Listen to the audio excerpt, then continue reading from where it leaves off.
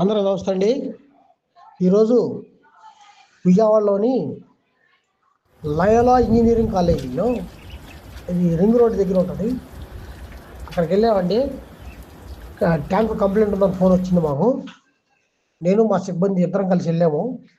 Tank దగ్గరికి వెళ్ళి చూస్తే కింద స్లాబ్ మొత్తం నాచు పట్టేసిందండి. ఏంటంటే చాలా రోజుల నుంచి లీక్ అవుతుందంట, వాటర్ అంతా అయిపోతుందని తర్వాత వాళ్ళందరూ చూసి మాకు ఫోన్ చేశారు. వెళ్ళి చూశాను. అప్పుడు దాకా ఉంచకూడదండి ఇప్పుడే ట్యాంకుని. అట్లా అయిందాకుంటే కరెంట్ లాసు, వాటర్ లాస్ అవుతూ ఉంటుందండి.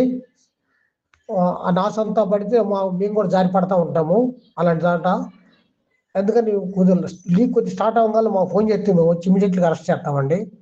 ఇప్పుడు ఈ ట్యాంకుని లోపల బయట వెల్డింగ్ చేసాము, బాగానే పనిచేసిద్ది. ఎంతకాలం అని చెక్కు చేద్దండి, ఇక పోదు.